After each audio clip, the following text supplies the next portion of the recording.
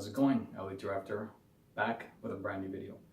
Today, I want to really concentrate on clarifying the entire image of what a credit journey is supposed to look like. Now, a lot of people have been asking me lately, so when do I apply for funding, right? What do I do to increase my leverage? What do I do to get ahead and apply for a house so I can walk into a property? Sometimes it's about business. What do I do to start my business, to personally finance it so I can use my credit to my advantage? And unfortunately, a lot of people are misled. And what I mean by misled is they have this notion that credit is a fix for all. It's the remedy for all the type of diseases in the financial world you have. And the reality is that's not the case, right? So more and more people have to concentrate on creating a profile that matches the financial goals that you want to create 10 to 15 years from now. And unfortunately, a lot of people start the first steps unrealistically and they get themselves in trouble or they find themselves in a situation where they can no longer leverage, they can no longer utilize their credit to the best of their ability because they put themselves in a situation where they can no longer comfortably afford a proper living due to the high amount of debts that they carry. The story behind all this is to make sure that whatever you do, especially when it comes to your personal credit, whatever you do, you have to be very strategic. You have to start your credit journey on the right path that'll give you the most amount of prosperity, the financial leverage, and of course income at the end of the day. Because when you borrow debt, credit at the end of the day is essentially almost debt, right? So you're actually taking money from an institution or a creditor and you owe obligations to that individual. Whether it be in a promotional rate of 0% interest, no interest, or whether it be, you have a certain percentage every month, APR, right, annual percentage rate, you still owe debt. It's not something that you can comfortably walk away from, right? So at the end of the day, you have to think of those financial consequences when you borrow. And a lot of people don't, right? They go into this whole credit scenario thinking that there are no financial consequences, that they're going to get as much money as they can, extract it from the system and walk out and be forgiven because there's a thing called credit repair. Now, that's true. And a lot of people will probably say, hey man, if it's there, why did they create this loophole? Then we should definitely use it. That's a very scheming type of mentality. And it's true that you do have the advantages of utilizing these so-called loopholes. But at the end of the day, how much more are you going to do this? It's not a sustainable thing. Things are catching up. Because of the amount of population the United States has and because of these tremendous amount of people that has to be served, the credit reporting agencies, of course, conveniently, unfortunately, we can basically go out there and do what we can to fix your credit. But on the other side, right, what happens is how you do something is how you do everything. Essentially, you're going to borrow, you're going to put yourself in debt, you're going to have a situation where you can no longer leverage. And not only are you putting yourself at risk, but you're actually putting your family at risk as well. So today's topic, I'm going to talk about how to really clarify the whole credit journey and what you need to be aware of when you get into the aspect of leveraging, borrowing money, and working with creditors. Because at the end of the day, you're trying to build your wealth. Right? So if you're not here in my channel to learn about the methodologies, the strategies, the tactics and tools and resources available to you to build your wealth, then you're underutilizing whatever this channel is meant for. You're underutilizing the knowledge that I'm sharing with you so you can maximize the potential of your earnings as well as to build your wealth and the assets so you can distribute it to your family when the time comes or when the circumstances change and you're in a financial distressful situation. All these type of things are considerations for creating this channel, and that is why I'm doing financial mentoring. Now, starting with credit, right? So we have the P, and I'm going to write a whole list of things here, and I'm going to ask you to really pay attention because throughout this entire demonstration, I'm going to ask you to focus and hone in on the particulars of each of those points, right? So P is for personal credit, right? Then you have I, which is for income, and then you're going to have A for assets, and then finally W for wealth. Now on this board, we have the PIAW. A lot of people get into the credit business and journey just to seek financing or an alternative solution to borrow because they don't have sustainable income. So at the end of the day, whatever they don't have, they want to borrow and leverage so that they can use it and essentially finance their operations. And that's respectable, I get that. But end result is all these things tie in together. Right? If you don't have the whole picture and if you're not correlated properly, it's going to adversely affect the way you're going to build your wealth and the way you're going to live your life. So P is personal credit. So that means that you got to tackle your credit and you got to do it in a way that is easy for individuals to look at you, especially creditors, and say, look, you're responsible for this. That means that you can leverage more. That means that you can borrow more and we're willing to work with you and we're willing to extend more credit to you for whatever you need. But sometimes the credit is not enough, right? So sometimes what's going to happen is you're going to go for a situation where you need a lot more credit. I'm talking hundreds of thousands of dollars, right? And then they look at your file and they say, well, look, your credit is fine. You know, personal credit score can only go so far as to give you a lot of money. With blindly, you know, just putting blindfolds on, saying, oh, it's unsecured, don't worry about it, here's the money, you take it. There's a certain limit to that. And then it's going to get to the point where they're going to say, okay, well, look, we can give you a couple of $100,000 in credit, but we're going to have to verify your income and assets. What do you have, right? And unfortunately, a lot of people kind of stop there. They go for the unsecured, there's a limit, and they basically default on that, take the money, whatever they do, bankruptcy, et cetera, et cetera.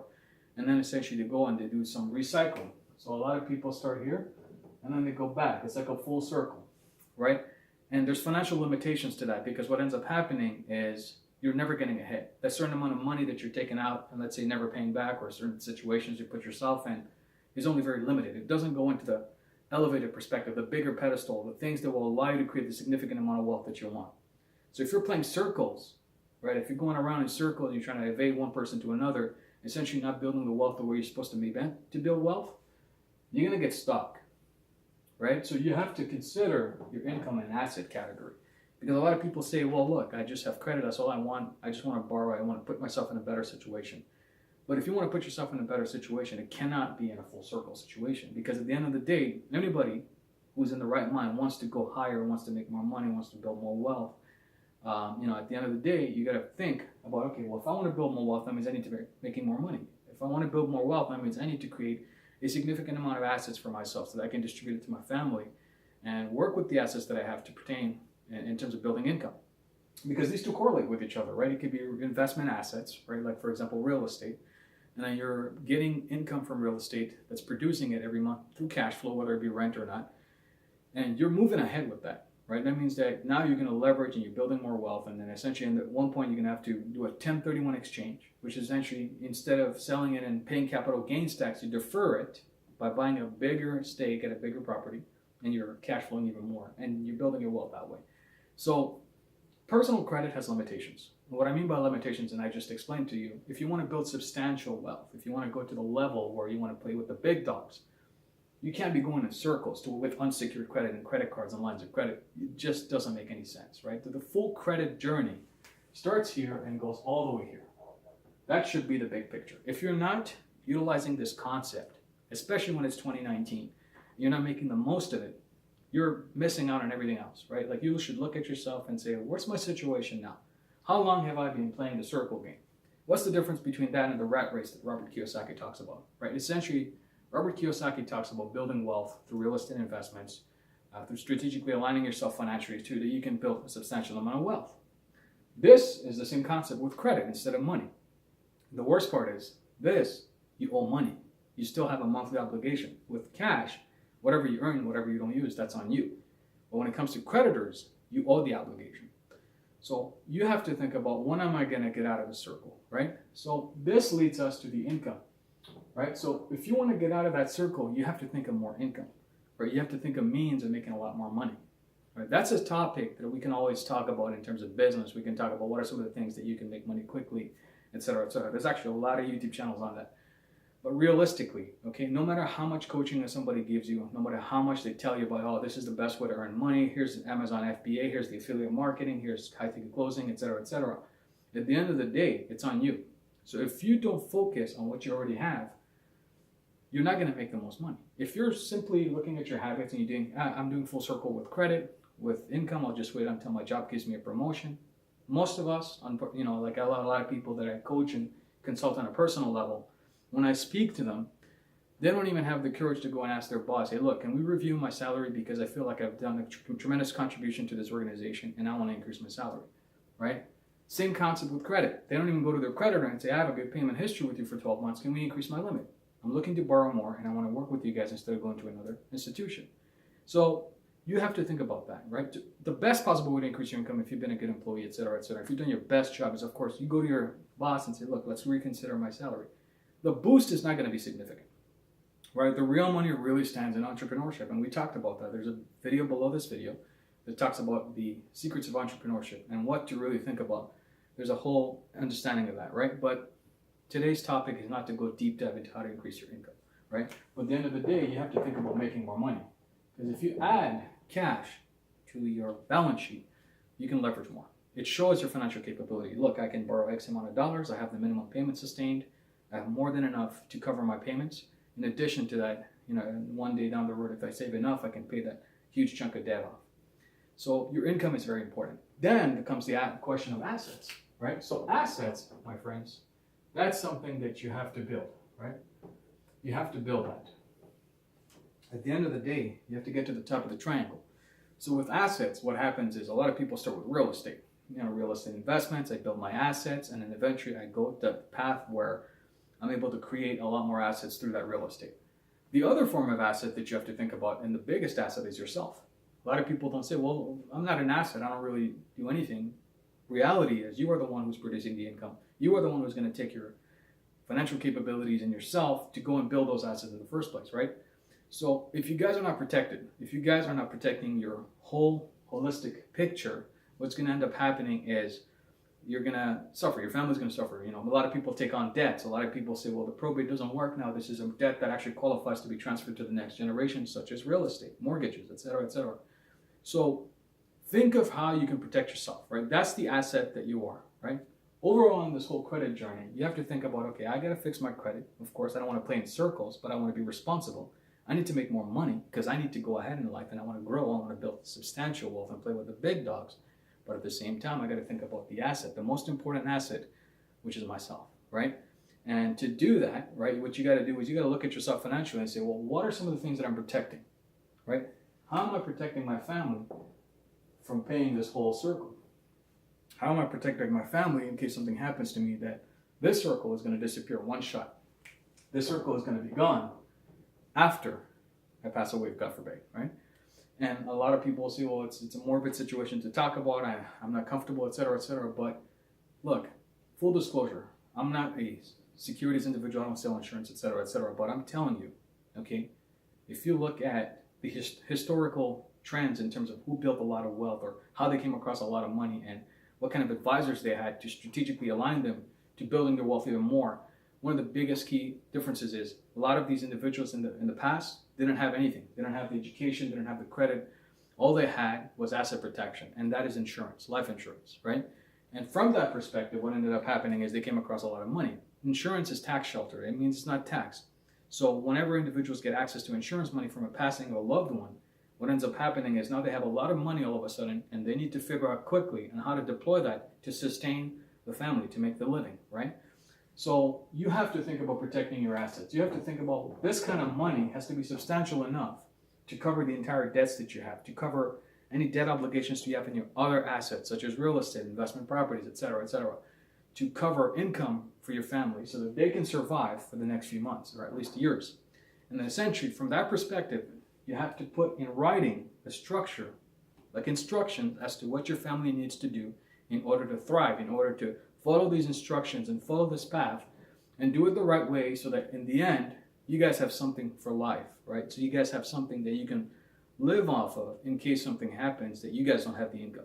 So essentially what you want to do is you want to build substantial assets, but at the end of the day, you have to make sure that whatever assets you're building, you have enough coverage when some situation or risk or life event happen, right? And now we're talking about wealth. So this leads us to wealth. How do we discuss wealth? Right, what is wealth? Wealth is a lot of things for a lot of people. Okay, wealth could be money, wealth could be happiness, health, etc., etc. But at the end of the day, my friends, when you're thinking about wealth, you have to think about yourself. You have to think about income. You have to think about your family. You have to think about sustainability. You have to think about assets. You have to think about, how do I make sure that my family's taken care of? How do I make sure I'm taken care of? I'm enjoying the life that I want, the freedom, the flexibility, and so on and so forth. So wealth really comes from a combination of everything that we discussed here, right? Is your financial balance sheet, right? So FB, financial balance sheet, is it sustainable? Are you making positive? If you look at your expenses, if you look at your monthly income, is it a positive trend, right? Do your assets perform? Are you making income from your assets? Or at least are they growing if you're not making income from them, right? Are they appreciating in value? Is the equity happening, right? Is my debt being paid down? Am I leveraging? Am I building solid relationships with my financial institutions? Am I doing enough to go out there and create something that I know is going to be sustainable, that other individuals can hop in and we can grow this thing substantially faster through teamwork, through community effort, et cetera, right? So your financial balance sheet is the asset, the wealth, right? So at the end of the day, whatever you have, if you look at your financial balance sheet, and I'm talking about your assets, your debts, your personal income, et cetera, will determine your wealth, right? So when you look at all these combinations, and if you do the math, and if you see the overall valuation of what you got left, and that includes consideration of taxes, right? It has to be your net worth, right? It cannot be your gross worth, because at the end of the day, we love Uncle Sam and he's going to take a share, right? So we have to be very considerate about that and make the proper calculations through accounting to make sure that we get the numbers right. So this should be your journey for credit, right? And I'll be very frank with you. Credit is the cornerstone. You start with credit, and then you go down the path of building your wealth substantially. And like I said, I'm not trying to sell you insurance. I'm not an insurance agent. I'm giving you full disclosure, but at the end of the day, you also have to protect your credit. You have to protect your income. You have to protect your wealth and your assets. To do that, you have to make sure that you're protected on yourself. If something happens and you're no longer able to sustain your family because of an uneventful situation, you want to make sure they're protected. You want to make sure that they're taken care of. And that is the golden key to making sure that you're preserving your wealth, right? So keep that in mind. I know it's a very lengthy video, but I wanted you guys to understand the full journey. If you're in this channel, or if you're following me for some reason and you feel that I give you value, this is probably one of the most important videos you'll ever learn from me. This is probably one of those things that you probably have to replay and catch on and really write notes, because the goal is what I'm trying to set for you is to make you more financially confident, right? Make you more financially viable, so that people can work with you, so that you can actually have something left at the end of the day, instead of just $3,000 on average in the United States. Individuals who are left when they die in their bank accounts. You want something a lot more than that. You want to be the explosion in your family tree, okay? So with that said and done, I hope you guys got the value from this video. Once again, you start with credit, and there's a limitation, so you always go in circles if you don't step out of that limitation. Think about increasing your income. Think of ways that you can make more money. Entrepreneurship is a good answer. There's a video I shared below this video that you can actually look through that explains entrepreneurship properly. And then you have to think about building assets. Before you start doing that, protect yourself and make sure that all the liabilities are covered no matter what happens, in addition to income for your family for at least the next few months to years, right? And then ultimately fix your wealth. Essentially build that financial balance sheet. Make sure you pay down your debts. Make sure you're increasing your income, your leverage, your assets, net assets. Of course, Uncle Sam, we talked about him, how he loves us and we love him back, and we pay our taxes. But at the end of the day, you have to protect yourself and build your wealth. Okay, so this is pretty elaborate. I want you guys to digest this information, collect it, write it down. And if you have any questions for me, leave it below this video, and I'll go ahead and read your comments and answer to the best of my ability. If you haven't subscribed to my newsletter, I follow up with everybody in my newsletter. I give you guys free tips, advice, strategies. So feel free to do that. It's below this video. Like me on Facebook at Best Credit Resources. And don't forget to like this video if you like the information I share with you guys. Subscribe to the channel. Turn that bell icon on, so every time there's a new video like this, you'll be first to be notified. With that said and done, this is your guide and mentor, Ali Tarafdar. I'll see you guys next time. Bye for now.